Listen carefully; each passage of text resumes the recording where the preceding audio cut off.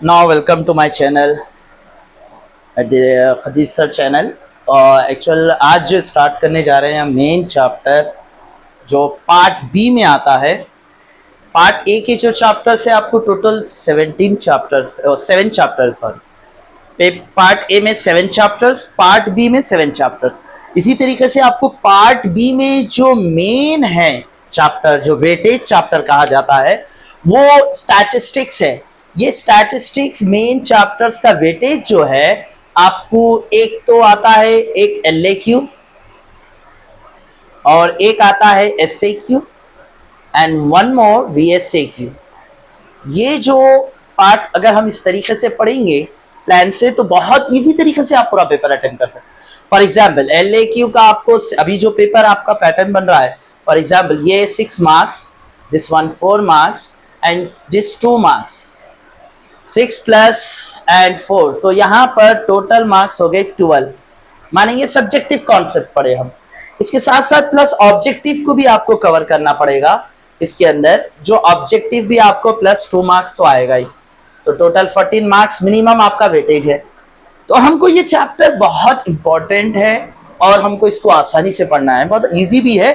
ज़्यादातर बच्चों को प्रॉब्लम कहाँ होती है कि जब प्रॉब्लम सॉल्व करते हैं तो यहाँ पर इन लोगों को कंफ्यूजन ये होता है कि फॉर्मूला कौन सा यूज करना है, एक मेन पॉइंट।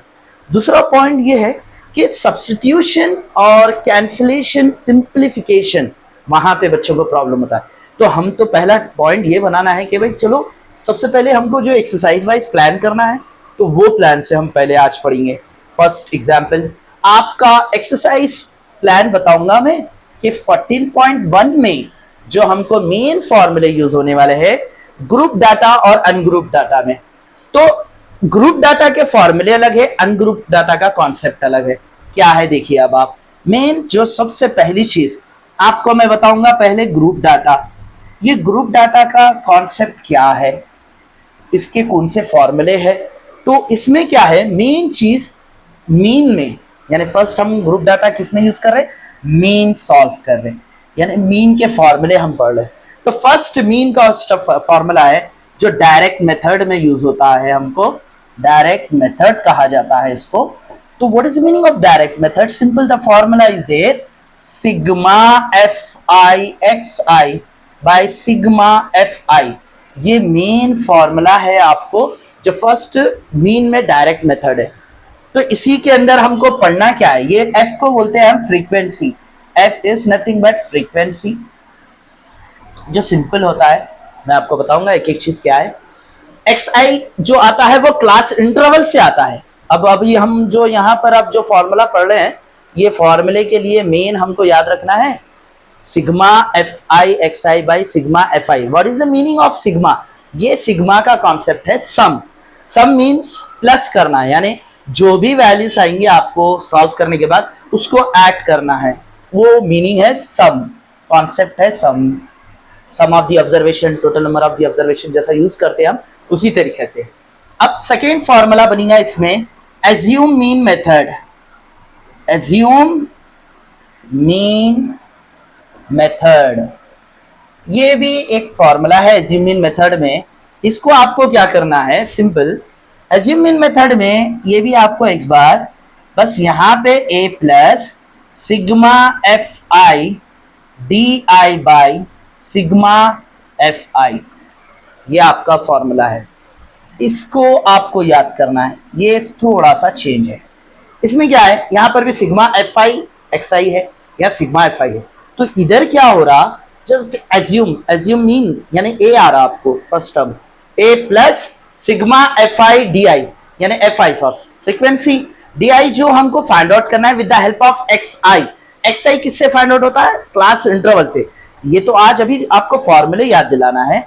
उसके बाद आपको जब इसी के ऊपर मैं प्रॉब्लमेटिकल टाइप सॉल्व करूंगा क्वेश्चंस, तो जब आपको और इजीली आपको अंडरस्टैंडिंग हो जाएगी ये कैसा यूज हो रहा है और DI क्या है। और DI को हमको थोड़ा सा इसको फाइंड आउट करने के लिए एक चीज है, DI is nothing but XI minus A। DI का भी फॉर्मूला बनता है, यानी DI कैसा फाइंड आउट कर सकते हैं, यानी DI माने XI माइनस A। अब जैसे ये DI का जैसा हम सॉल्व करें, ये तो फॉर्मूला हम यूज करें, DI आया बल्कि इसको DI भी फाइंड आउट करना है। सेम इसी तरीके से एक और एक मेथड है, उसको बोलते हैं हम step deviation method. Step deviation method में क्या होता है, simple x bar a plus sigma F I U I हो जाता है और sigma F I into H लिया जाता है। यहाँ पर इतना ही फर्क है, यानी यहाँ पर देखिए आप सेम वैसी रिपीट हो रहा है, सिग्मा एफ आई यहाँ भी है, एफ आई यहाँ भी है, नीचे तो डिनोमिनेटर पूरों को सेम है, सिग्मा एफ आई सिग्मा एफ आई सिग्मा एफ आई। ये तीन फॉर्मूले याद करने का इजी कॉन्सेप्ट क्या है आपको, एक्स बार यहाँ पर एज्यूम नहीं है यानी सिंपल ए नहीं है, तो sigma F I X I by sigma F I simple है। सेकेंड फॉर्मूले में आपको एज्यूम मीन मेथड अगर पूछता है तो is equal to X bar is equal to A plus sigma F I D I by sigma F आई।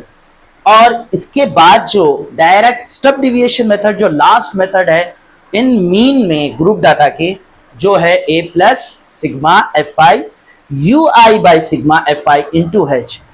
अब ये यू आई को भी किस तरीके से, उसका भी एक फॉर्मूला है, वो है you I is nothing but just x I minus A by H.